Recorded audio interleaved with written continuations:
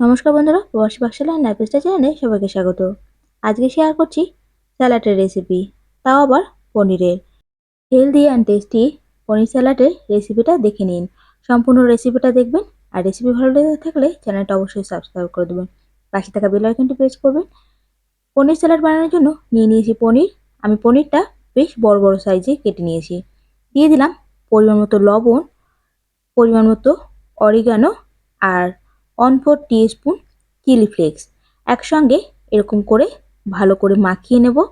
হালকা করে পনিরের চারিদিকটা লবণ, অরিগানো আর চিলি ফ্লেক্সটা লাগিয়ে 10 থেকে 15 মিনিট সাইড করে রেখে দেবো। এভাবে সাইড করে রেখে দেওয়ার কারণে পনিরের ভিতরে লবণটা ঢুকে যাবে আর পনিরের ভিতরে যে এক্সট্রা জলটা আছে বেরিয়ে আসবে। পনিরটা সাইড করে রেখে দিলাম। এরই মাঝে কিছু ভেজিটেবলস আমি নিয়ে নিয়েছি পেঁয়াজ, ক্যাপসিকাম, টমেটো, আদা কুচি, রসুন কুচি। পেঁয়াজ, টমেটো আর ক্যাপসিকাম কিন্তু একই রকম করে বড় বড় সাইজে কেটে নিয়েছি, আর টমেটোর দানাটা কিন্তু আমি বাদ দিয়ে দিয়েছি। এবার স্যালাড তৈরি করার জন্য একটা ফ্রাই প্যান নিয়ে নিলাম। গ্যাসের ফ্লেমটা মিডিয়ামে রেখে ফ্রাই প্যানটা গরম করে দিয়ে দিলাম অলিভ অয়েল। আমি এখানে 1 টেবিল স্পুন অলিভ অয়েল দিলাম। যেহেতু হেলদি, তাই তেলের ব্যবহার কিন্তু যতটা কম করা যায় ততটা ভালো। আমি 1 টেবিল স্পুন অলিভ অয়েল দিয়ে ভালো করে গ্রেস করে দিয়ে ম্যারিনেট করে রাখা পনিরগুলো দিয়ে দিচ্ছি। পনিরগুলো হালকা ফ্রাই করতে হবে, আর পনিরগুলো দেওয়ার পরে গ্যাসের ফ্লেমটা আমি লোতে করে দিলাম। হাই ফ্লেমে পনিরটা ভাজা হলে পনির কিন্তু খুব ভালো ভাজা হবে না, অনেক সময় পুড়ে যেতে পারে। তাই লো ফ্লেমে পনিরটা দুপাশ ভালো করে ভেজে নেব। এক পাশ ভাজা হয়ে গেছে, এবার একে একে পনিরগুলো উল্টে দিচ্ছি। আমি এখানে বেশ বড় সাইজের পনিরটা কেটেছি। যদি আপনাদের পছন্দ হয় ছোট সাইজেও কেটে নিতে পারেন, কিংবা যেরকম ইচ্ছে সেরকম করে কেটেও কিন্তু স্যালাড তৈরি করতে পারেন। আমি কিন্তু যখনই পনিরটা রান্না করি আগের থেকে গরম জলে ভালো করে ধুয়ে নিই।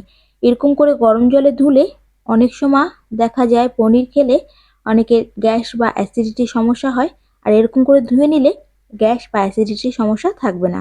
পনিরগুলো ভাজা হয়ে গেছে, তুলে নিয়েছি। বাকি যে অলিভ অয়েলটা থেকে গেছে তার মধ্যেই দিয়ে দিলাম রসুন কুচি, আদা কুচি।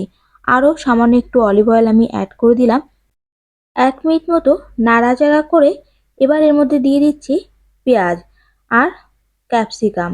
পেঁয়াজটা আর ক্যাপসিকাম আবারও হালকা করে নাড়াচাড়া করতে হবে।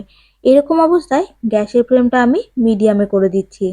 লো ফ্লেমে এরকম করে ফ্রাই করলে অনেক সময় দেখা যায় পেঁয়াজ থেকে বা ক্যাপসিকাম থেকে জল বেরিয়ে আসে, আর এরকম করে জলটা বেরিয়ে আসলে স্যালাডের টেস্ট কিন্তু বেশি ভালো হবে না।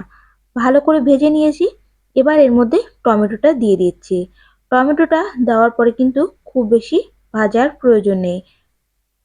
টমেটো বেশি ভাজা করলে টমেটোটা গলে গিয়ে স্যালাডটার টেস্ট খারাপ হয়ে যেতে পারে। ওপর থেকে সামান্য একটু লবণ ছড়িয়ে দিলাম। এই পর্যন্ত এখনও কিন্তু আমি লবণ ব্যবহার করিনি। সবগুলো ভালো করে ভেজে নেওয়ার পরেই হালকা করে একটু লবণ ছড়িয়ে দিলাম। নাড়াচাড়া করে ভেজে নিয়েছি। এবার এর মধ্যে ভেজে রাখা পনিরটা দিয়ে দেবো। পনিরটা দেওয়ার পরে নাড়াচাড়া করে ভালো করে মিশিয়ে নিচ্ছি। আমি এখানে আমার কোয়ান্টিটিতে তৈরি করছি, আপনারা আপনাদের প্রয়োজন মতো কোয়ান্টিটিতে তৈরি করে নিতে পারেন। সেই অনুযায়ী সব কিছু কম বেশি করে নেবেন, আর এভাবে একবার তৈরি করে দেখুন, আপনাদের ভীষণ ভালো লাগবে। 1 মিনিট মতো নাড়াচাড়া করে এরকম করে ভেজে নিয়েছি। এবার এর মধ্যে দিয়ে দেবো লেবুর রস। আমি এখানে হাফটা পাতিলেবুর রস দিচ্ছি। যেহেতু কোয়ান্টিটিতে কম, তাই আমি একটা ছোট সাইজের পাতিলেবুর হাফটা দিচ্ছি। আপনাদের যদি কোয়ান্টিটিটা বেশি থাকে লেবুর রসের পরিমাণটা একটু বুঝে দেবেন। দিয়ে দিলাম ধনেপাতা কুচি। একসঙ্গে হালকা করে একটু নাড়াচাড়া করে দেবো। এভাবে স্যালাড যদি তৈরি করে না থাকেন অবশ্যই একবার তৈরি করবেন। যারা ডায়েটিং করছেন 1 বোল এরকম স্যালাড খেলে অনেক সময় পেট ভরা থাকবে, সঙ্গে আছে প্রোটিন। প্রোটিন কিন্তু শরীরের পক্ষে ভীষণ ভালো।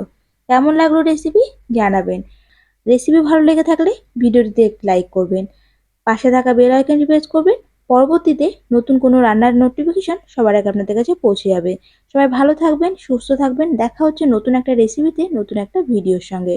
সবাইকে অনেক অনেক ধন্যবাদ।